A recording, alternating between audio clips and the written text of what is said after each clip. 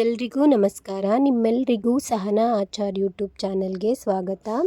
ನಾನಿವತ್ತು ಜ್ಯೋತಿರ್ಭೀಮೇಶ್ವರ ವ್ರತವನ್ನು ಯಾವ ರೀತಿ ಮಾಡೋದು ಅನ್ನೋದನ್ನು ತಿಳಿಸ್ಕೊಡ್ತಾ ಇದ್ದೀನಿ. ಇದು ಮದುವೆಯ ನಂತರ ನನ್ನ ಮೊದಲ ಜ್ಯೋತಿರ್ಭೀಮೇಶ್ವರ ವ್ರತ. ನನಗೆ ಎಷ್ಟು ತಿಳಿದಿದೆ ಆ ಒಂದು ವಿಧಾನವನ್ನು ನಿಮ್ಮೆಲ್ಲರ ಜೊತೆ ನಾನು ಹಂಚ್ಕೊತಾ ಇದ್ದೀನಿ. ಬೆಳಿಗ್ಗೆ ಬೇಗ ಎದ್ದು ತಲೆಗೆ ಚೆನ್ನಾಗಿ ಎಣ್ಣೆಯನ್ನು ಹಚ್ಕೊಂಡು ನೀಟಾಗಿ ಸ್ನಾನ ಮಾಡಿ ಮಡಿಯಾದಂತಹ ಬಟ್ಟೆಯನ್ನು ಧರಿಸಿ ಮುತ್ತೈದೆಯ ಲಕ್ಷಣಗಳಾದಂತಹ ಅರಿಶಿನ, ಕುಂಕುಮ, ಕೈಬಳೆ ಹಾಗೆಯೇ ತಲೆ ತುಂಬ ಹೂವನ್ನು ಮುಡ್ಕೊಂಡು ಈ ಒಂದು ಪೂಜೆನ ಪ್ರಾರಂಭಿಸಬೇಕಾಗತ್ತೆ. ಪೂಜಾ ಸ್ಥಳವನ್ನು ಮೊದಲನೇದಾಗಿ ಸ್ವಚ್ಛಗೊಳಿಸಬೇಕು. ಇದಕ್ಕೆ ನಾವು ಗಂಜಲವನ್ನು ಅಥವಾ ಗಂಜಲ ಇಲ್ಲ ಆದಲ್ಲಿ ಅರಿಶಿನದ ನೀರನ್ನು ಹಚ್ಕೊಂಡು ನೀಟಾಗಿ ಪೂಜಾ ಸ್ಥಳವನ್ನು ಸ್ವಚ್ಛಗೊಳಿಸಬೇಕು. ಅದಾದಮೇಲೆ ಅಕ್ಕಿ ಹಿಟ್ಟಿನ ಸಹಾಯದಿಂದ ಪುಟ್ಟದಾದಂತಹ ಒಂದು ರಂಗೋಲಿಯನ್ನು ಹಾಕಬೇಕಾಗತ್ತೆ. ನೀವು ಯಾವ ರೀತಿಯ ರಂಗೋಲಿಯನ್ನು ಕೂಡ ಹಾಕಬಹುದು. ಹಾಗೆ ಈ ಪೂಜೆಯನ್ನು ಮಾಡೋದು ಮನೆಯ ಒಳಿತಿಗೆ, ಮನೆಯ ಯಜಮಾನನ ಒಳಿತಿಗೆ ತುಂಬಾ ಮುಖ್ಯವಾದಂಥದ್ದು ಅಂತ ಹೇಳ್ತಾರೆ. ನಮ್ಮ ಗಂಡನ ಆಯಸ್ಸು, ಆರೋಗ್ಯದ ಶ್ರೇಯಸ್ಸಿಗಾಗಿ ಈ ಪೂಜೆಯನ್ನು ಮಾಡಲಾಗುತ್ತೆ. ಈ ರಂಗೋಲಿ ಹಾಕಿದ ನಂತರ ನಾವಿದಕ್ಕೆ ಸ್ವಲ್ಪ ಅರಿಶಿನ, ಕುಂಕುಮ, ಅಕ್ಷತೆಯನ್ನು ಹಾಕ್ಕೊಂಡು ನಮಸ್ಕರಿಸ್ಕೋಬೇಕು. ಈ ರೀತಿ ಮಾಡೋದ್ರಿಂದ ನಮ್ಮ ಸಂಸಾರ ತುಂಬಾ ಚೆನ್ನಾಗಿರುತ್ತೆ ಅನ್ನೋದು ನಮ್ಮ ಹಿರಿಯರು ನಮಗೆ ತಿಳಿಸ್ಕೊಟ್ಟಂತಹ ಒಂದು ವಿಧಾನ ಆಗಿದೆ. ಇದಕ್ಕೆ ಹಿಂದಿನ ಕಥೆ ಕೂಡ ಇದೆ. ಅದ್ರ ಜೊತೆಗೆ ಒಂದು ತಟ್ಟೆಯನ್ನು ತೆಗೆದುಕೊಂಡು ಇದಕ್ಕೆ ಓಂಕಾರವನ್ನು ಬರ್ಕೋಬೇಕು. ಹಾಗೆ ಸ್ವಲ್ಪ ಅಕ್ಕಿ ಹಾಕ್ಕೊಂಡಿದ್ದೀನಿ. ದಯವಿಟ್ಟು ನೀವು ಸ್ಟೀಲ್ ತಟ್ಟೆಯನ್ನು ತಗೋಬಾರ್ದು ಅಂತ ಹೇಳ್ತಾರೆ. ಕಂಚಿಂದಾಗಿರ್ಬೋದು, ತಾಮ್ರದ್ದಾಗಿರ್ಬೋದು, ಬೆಳ್ಳಿದು ಅಥವಾ ಮಣ್ಣಿನ ತಟ್ಟೆಯನ್ನು ತಗೊಂಡ್ರೂ ಕೂಡ ತುಂಬಾ ಒಳ್ಳೆಯದು. ಅದಾದಮೇಲೆ ಅರಿಶಿನ, ಕುಂಕುಮ, ಅಕ್ಷತೆಯನ್ನು ಹಾಕ್ಕೊಂಡು ನಮಸ್ಕರಿಸ್ಕೊತಾ ಇದ್ದೀನಿ. ಪ್ರತಿಯೊಂದು ಪೂಜೆಗೂ ಮೊದಲನೇದಾಗಿ ನಾವು ಸ್ಮರಿಸಬೇಕಾಗಿರೋದು ಗಣೇಶನನ್ನು. ಪ್ರಥಮ ಪೂಜೆಗೆ ಅಧಿಪತಿ ಗಣೇಶ ಅಂತ ಹೇಳ್ತಾರೆ. ಹಾಗಾಗಿ ಗಣೇಶನನ್ನು ನಾವು ಸ್ಮರಿಸಬೇಕು. ಗಣೇಶನ ಒಂದು ಮೂರ್ತಿಯನ್ನು ತಗೊಂಡು ಅದಕ್ಕೆ ನಾನು ಹೂವನ್ನು ಇಡ್ತಾ ಇದ್ದೀನಿ. ಗಣೇಶನ ವಿಗ್ರಹ ಇಲ್ಲ ಅಂದಲ್ಲಿ ನೀವು ಗಣೇಶನ ಫೋಟೋಗೆ ಕೂಡ ಪೂಜೆಯನ್ನು ಸಲ್ಲಿಸಬಹುದು. ಜೊತೆಗೆ ನಾನು ನೈವೇದ್ಯಕ್ಕೆ ಬಾಳೆಹಣ್ಣನ್ನು ಇಡ್ತಾ ಇದ್ದೀನಿ ಗಣೇಶನಿಗೆ ಪ್ರಸಾದವಾಗಿ. ನನಗೆ ಸಮಯದ ಅಭಾವ ಇದ್ದಿದ್ದರಿಂದ ನಾನು ಬಾಳೆಹಣ್ಣನ್ನು ಇಡ್ತಾ ಇದ್ದೀನಿ. ನಿಮ್ಮಲ್ಲಿ ಹೆಚ್ಚಿನ ಸಮಯ ಇತ್ತು ಅಂದರೆ ನೀವು ನೈವೇದ್ಯಕ್ಕೆ ಪ್ರಸಾದವನ್ನು ಕೂಡ ಮಾಡ್ಕೋಬಹುದು. ಹಾಗೆ ಈ ಒಂದು ವ್ರತಕ್ಕೆ ಶಿವನಿಗೆ ಪ್ರಿಯವಾದಂತಹ ಗೋಧಿ ಪಾಯಸವನ್ನು ಕೂಡ ನೀವು ಪ್ರಸಾದವಾಗಿ ಸಮರ್ಪಿಸಬಹುದು.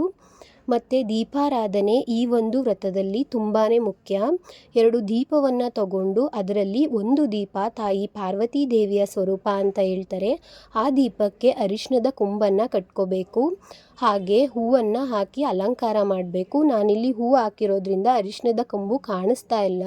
ಜೊತೆಗೆ ಅರಿಶಿನ, ಕುಂಕುಮವನ್ನು ಇಟ್ಟು ಈ ದೀಪಕ್ಕೆ ಅಲಂಕಾರವನ್ನು ಮಾಡ್ಕೊಂಡಿದ್ದೀನಿ. ಅದಾದಮೇಲೆ ನಾವು ಕಂಕಣವನ್ನು ಸಿದ್ಧಪಡಿಸ್ಕೋಬೇಕಾಗತ್ತೆ. ಕಂಕಣವನ್ನು ವೀಳ್ಯದೆಲೆಯ ಮೇಲೆ ಇಟ್ಟು ಅದಕ್ಕೆ 9 ದಳವನ್ನು ಅಂದರೆ 9 ದಾರವನ್ನು ನಾವು ಸುತ್ತಬೇಕಾಗತ್ತೆ ಮತ್ತು 9 ಗಂಟನ್ನು ಹಾಕಬೇಕಾಗತ್ತೆ.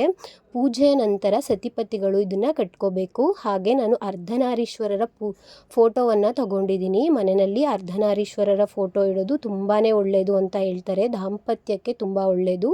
ಹಾಗಾಗಿ ನಾನು ಈ ಫೋಟೋವನ್ನು ತೆಗೆದುಕೊಂಡಿದ್ದೀನಿ. ನಿಮ್ಮಲ್ಲಿ ಇಲ್ಲ ಅಂದರೆ ಶಿವ ಪಾರ್ವತಿಯ ಫೋಟೋವನ್ನು ಕೂಡ ಇಟ್ಟು ಪೂಜೆ ಮಾಡಬಹುದು. ಅದಾದ ನಂತರ ನಾನು ಗಂಗೆಯನ್ನು ತಗೊಂಡು ಈ ಪೂಜೆ ತುಂಬಾ ಅಚ್ಚುಕಟ್ಟಾಗಲಿ ಏನೇ ತಪ್ಪಿದ್ದಲ್ಲಿ ನನ್ನ ಕ್ಷಮಿಸು ಅಂತ ಮನಸ್ಸಲ್ಲಿ ಬೇಡ್ಕೋತಾ ಗಂಗಾ ಮಾತೆಯನ್ನು ಸಮರ್ಪಿಸ್ಕೋತಾ ಇದ್ದೀನಿ. ಅದಾದ ನಂತರ ನೀವು ಮನಸ್ಸಲ್ಲಿ ನಿಮ್ಮ ಇಷ್ಟ ದೇವತೆ ಹಾಗೆ ಕುಲದೇವತೆಯನ್ನು ನೆನೆಸ್ಕೊಂಡು ಒಳ್ಳೆ ಮನಸ್ಸಿಂದ ಮನೆ ಹಾಗೂ ನನ್ನ ಸಂಸಾರಕ್ಕೆ, ನನ್ನ ಕುಟುಂಬಕ್ಕೆ ಒಳ್ಳೆಯದಾಗಲಿ, ಹಾಗೆ ಗಂಡನ ಆಯಸ್ಸು, ಆರೋಗ್ಯ, ನಿಮ್ಮ ಇಷ್ಟಾರ್ಥಗಳೇನಿದೆ ಎಲ್ಲವನ್ನು ಮನಸ್ಸಿನಲ್ಲಿ ಆರಾಧಿಸ್ಕೊಂಡು ಈ ವ್ರತವನ್ನು ಮಾಡಬೇಕಾಗತ್ತೆ.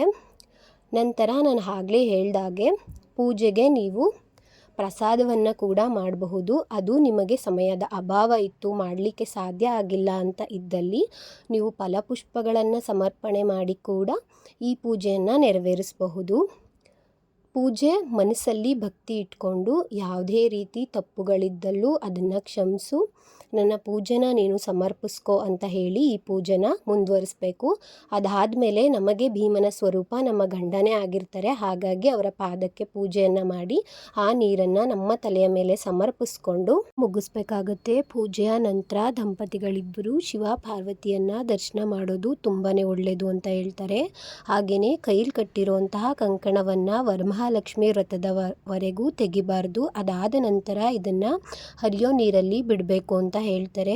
ನನಗೆ ಎಷ್ಟು ಮಾಹಿತಿ ತಿಳಿದಿದೆ, ನನ್ನ ಜ್ಞಾನಾರ್ಜನೆಗೆ ಗೊತ್ತಿರೋಷ್ಟು ಮಾಹಿತಿಯನ್ನು ನಿಮ್ಮಲ್ಲಿ ಹಂಚಿಕೊಂಡಿದ್ದೀನಿ.